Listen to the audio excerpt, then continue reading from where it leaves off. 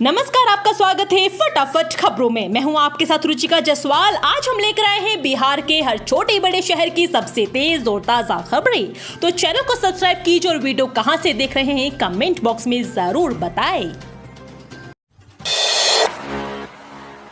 ठंड की चपेट में बिहार, कई जिलों में कोल्ड डे।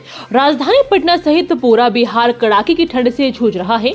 ठंड का आलम ऐसा है कि राजधानी पटना में तो बमुश्किल ही सूर्य देव के दर्शन हो रहे हैं। सुबह लंबे वक्त तक रहने वाला कोहरा और दिन भर चलने वाली शीतलहर कंपकपी छुटा रही है। कोहरे की वजह से दर्जनों ट्रेनें और बड़ी संख्या में फ्लाइट्स की उड़ानों पर भी असर पड़ रहा है। पहाड़ों पर भी जारी ठंड का सितम बिहार लोगों को ठिठुरने पर मजबूर कर रहा है। पूरे प्रदेश में कमोबेश कोल्ड डे की स्थिति बनी हुई है। 1000 से अधिक पदों पर होगी भर्ती। बीएड डिग्री वाले इस पोर्टल पर करें अप्लाई। रेलवे भर्ती बोर्ड ने भारतीय रेलवे में recruitment of ministerial and isolated category में 1036 रिक्तियों पर नियुक्ति की प्रक्रिया को प्रारंभ कर दिया है।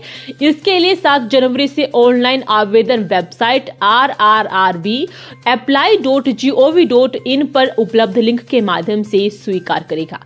आवेदन 6 फरवरी तक स्वीकार किए जाएंगे। Post graduate teacher, scientific supervisor, TGT, chief law assistant, public prosecutor, physical training instructor, scientific assistant सह training, junior translator, senior publicity inspector, staff and welfare inspector, librarian, music teacher, primary railway teacher, assistant teacher, library assistant, school and lab assistant grade 3 के पदों पर भर्ती के लिए आवेदन मांगे गए हैं।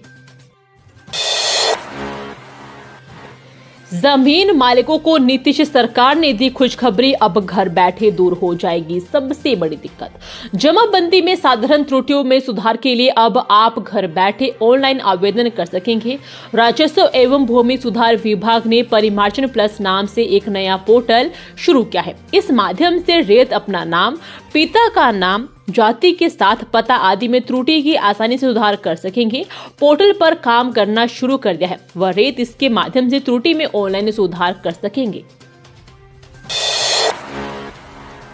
नेशनल हाईवे के किनारे बनेंगे हाईटेक हाट, रोजगार को लगेंगे पंख, ये है सरकार का प्लान।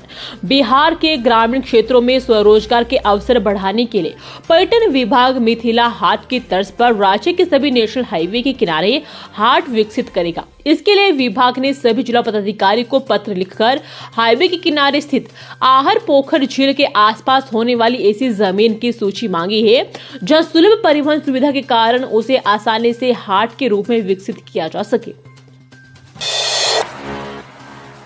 बिहार झारखंड के युवाओं के लिए वायुसेना में जाने का सुनहरा मौका। अग्निवीर बनने के लिए 27 जनवरी तक करें आवेदन। यदि आप भी वायु सेवा में जुड़कर देश की सेवा करना चाहते हैं तो यह मौका आपके लिए बेहद ही खास और स्पेशल होने वाला है, क्योंकि अग्निवीर वायु सेवा में भर्ती होने के लिए 27 जनवरी 2025 तक आवेदन करने की तिथि घोषित की गई है।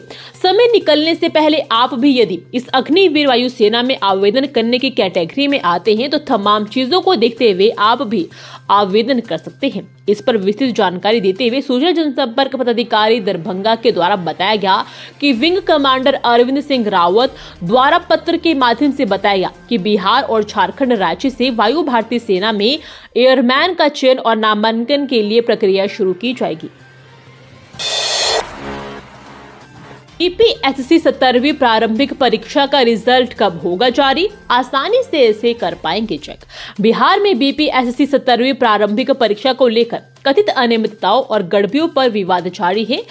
हजारों छात्र परीक्षा को रद्द कर दोबारा आयोजित करने की मांग भी कर रहे हैं। इसी बीच प्रारंभिक परीक्षा के परिणाम की तारीख और मुख्य परीक्षा जुड़ा अपडेट सामने आए हैं। जानकारी के अनुसार बिहार लोक सेवा आयोग जनवरी के अंतिम सप्ताह में 70वीं संयुक्त प्रतियोगी प्रारंभिक परीक्षा का परिणाम घोषित कर सकता है। ओवैसी की पार्टी के एक नेता बोले, थप्पड़ प्रशांत किशोर को नहीं, लोकतंत्र को मारा गया है। बिहार के पटना में प्रदर्शन कर रहे बीपीएससी अभ्यर्थियों के समर्थन में अनशन पर बैठे जन स्वराज पार्टी संस्थापक प्रशांत किशोर की गिरफ्तारी के बाद राजनीति गर्मा गई है। मालूम हो कि पटना में अनशन कर रहे प्रशांत किशोर को पुलिस ने गिरफ्तार किया है और कोर्ट में पेश करने वाली है। वहीं एआईएमआईएम पार्टी के प्रदेश अध्यक्ष अख्तरुल ईमान ने सोमवार सुबह प्रेस वार्ता कर सरकार पर जमकर तंज कसा है। उन्होंने कहा कि प्रशांत किशोर को थप्पड़ मारे जाने की बात सामने आ रही है। अगर ऐसा किया गया है तो यह बात बहुत ही गलत बात है और यह थप्पड़ प्रशांत किशोर को नहीं बल्कि लोकतंत्र को मारा गया है। उन्होंने कहा कि इसका खामियाजा बिहार सरकार को भुगतना पड़ेगा। ट्रेन के नीचे फंसी गर्भवती महिला, रेस्क्यू कर सुरक्षित निकाला गया। निर्मली रेलवे स्टेशन पर हादसा। सुपौल के निर्मली रेलवे स्टेशन पर लहेरियासराय सहरसा मेमू ट्रेन के नीचे फंसकर एक महिला यात्री गंभीर रूप से घायल हो गई। गंभीर रूप से घायल महिला की पहचान सुपौल के ललित ग्राम थाना क्षेत्र अंतर्गत नया ग्राम टेंगरी निवासी सत्यनारायण कुमार की लगभग 23 वर्षीय पत्नी सरिता कुमारी के रूप में हुई है। आरपीएफ व स्थानीय लोगों की मदद से लगभग आधे घंटे तक रेस्क्यू कर उसे ट्रेन के नीचे से बाहर निकाला गया। उसके बाद निर्मली रेलवे स्टेशन के प्लेटफॉर्म संख्या 3 पर पहुंचे एम्बुलेंस से उसे गंभीर स्थिति में अनुमंडलीय अस्पताल निर्मली पहुंचाया गया। छात्र आंदोलन के सवाल पर सीएम नीतीश हाथ जोड़े और निकल गए, लगे हाय हाय के नारे। बिहार में चल रहे छात्रों के आंदोलन को लेकर जब बिहार के मुख्यमंत्री नीतीश कुमार से मीडिया ने हाजीपुर में सवाल किया तो सीएम सवाल से किनारा करते दिखे और हाथ जोड़कर मौके से निकल गए। पटना के गांधी मैदान में प्रशांत किशोर के साथ आमरण अनशन पर बैठे छात्र या पटना के सड़क पर आंदोलन करते छात्र को लेकर मुख्यमंत्री से हाजीपुर में सवाल किया गया था कि मुख्यमंत्री ने मीडिया के सवाल सुनते ही हाथ जोड़ लिए और गाड़ी में बैठकर निकल गए। बिहार किस जिले में कैदियों की फरमाइश पर बजता है गाना, लेटर बॉक्स में रखते हैं पसंदीदा गानों की पर्ची। आमतौर पर कारा यानी जेल को लोग एक यात्रा गृह के रूप में जानते आए हैं। बाद में समय के साथ सुविधाओं में इजाफा और बंदियों को मिलने वाली विशेष प्रशिक्षण और व्यवस्था ने इसे सुधार गृह बना दिया। अब तो यहाँ पर पढ़ाई लिखाई और प्रशिक्षण तक हो रही है। ऐसे में बिहार के बड़े जेलों में शुमार हुआ अमर शहीद खुदीराम बोस सेंट्रल जेल इससे भला अछूता कैसे रहे। इस जेल में बंद कैदी अपनी सजा तो जरूर काट रहे हैं, लेकिन उनके मन में गीत संगीत और पसंद गानों से अब दूरी कम हो गई है, जिसके बाद अब तो इनके चेहरे पर मुस्कान भी बरकरार है। बस एक फरमाइश कीजिए और रेडियो प्रिजन आपकी पसंद के गीत को सुना देगा। वैशाली के सांसद वीणा देवी को जान से मारने की मिली धमकी, जांच में जुटी पुलिस। वैशाली की सांसद वीणा देवी को जान से मारने की धमकी मिली है। दोपहर 12:36 पर अज्ञात नंबर से धमकी भरा कॉल आया था। इस संबंध में सांसद वीणा देवी का कहना है कि उनके नंबर पर कई बार कॉल आया। जब उन्होंने कॉल रिसीव किया तब फोन करने वाले ने उधर से अपशब्द बोलते हुए उन्हें धमकी दी। वीणा देवी ने सदर थाना में शिकायत दर्ज कराते हुए बताया, तकरीबन 12:36 पर उनके मोबाइल नंबर 9162065579 पर मोबाइल नंबर 8539019720 से अज्ञात लोगों ने कई बार फोन किया है। बार बार कॉल पर आने पर सांसद ने जब कॉल रिसीव किया तो कॉल करने वाले अपशब्द बोलते हुए उन्हें धमकी दी।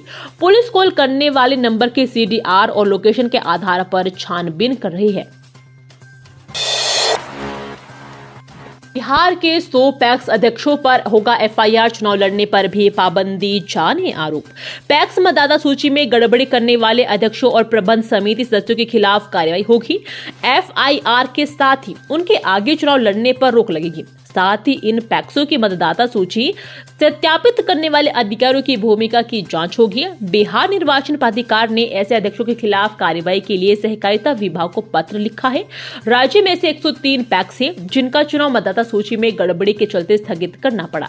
सहकारिता विभाग के सचिव को भेजे पत्र में प्राधिकार सचिव पुरुषोत्तम पासवान ने ऐसे पैक्स के अध्यक्ष के खिलाफ कार्रवाई की अनुशंसा की है। प्राधिकार सचिव ने कहा है कि जिन पैक्स का निर्वाचन गलत मतदाता सूची तैयार करने के चलते स्थगित हुआ है। के अररिया में भीषण डकैती, बम और गोली चलाकर बदमाशों ने मचा तांडव, 3 लोग जख्मी।